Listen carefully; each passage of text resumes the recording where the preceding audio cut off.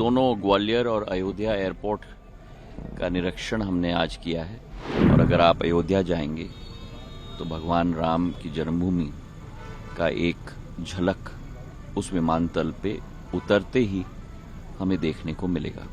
ग्वालियर का एक ऐतिहासिक एयरपोर्ट बन रहा है सबसे कम समय में। तो अगले 3-4 महीने में करीब 8 नए विमानतल और टर्मिनल्स जनता को समर्पित करने के लिए नागर विमानन विभाग प्रधानमंत्री जी के कर कमलों के साथ पूर्ण रूप से सक्षम रूप से तैयार हो। दोनों ग्वालियर और अयोध्या एयरपोर्ट का निरीक्षण हमने आज किया है।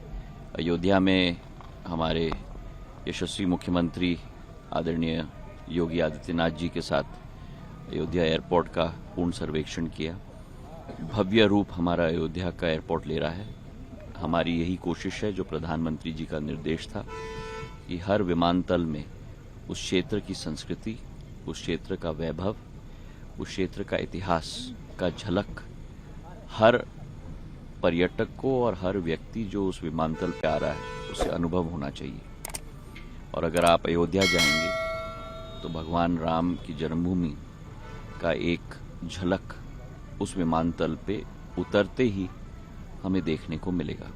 6500 स्क्वायर मीटर का एयरपोर्ट बन रहा है, 8 एप्रन है, 2200 मीटर का रनवे है।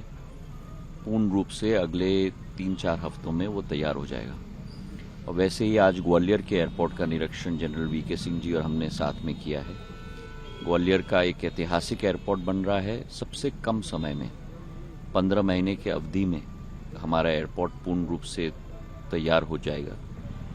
अगले 3 हफ्ते 1 महीने के अंदर जनता को समर्पित करने के लिए हम लोग तैयार हो जाएंगे। 2.5 lakh square foot 2 lakh square foot का एयरपोर्ट ये बन रहा है। करीब 19 एप्रन होंगे, 4 एरो ब्रिज हैं।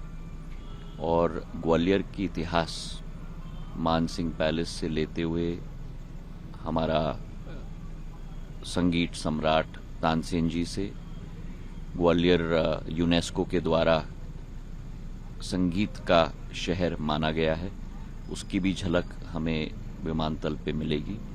तो सभी अंगों को साथ में लेकर एक भव्य विमानतल ग्वालियर में भी हम लोग पूर्ण रूप से तैयार कर रहे हैं। अयोध्या का विमानतल, ग्वालियर का विमानतल, इसी के साथ पुणे का नया टर्मिनल भी तैयार हो रहा है, कोल्हापुर का नया विमानतल तैयार हो रहा है, जबलपुर का नया विमानतल तैयार हो रहा है, सूरत का विमानतल तैयार हो चुका है। तो अगले 3-4 महीने में करीब 8 नए विमानतल और टर्मिनल्स जनता को समर्पित करने के लिए नागर विमानन विभाग प्रधानमंत्री जी के कर कमलों के साथ पूर्ण रूप से सक्षम रूप से तैयार होगा।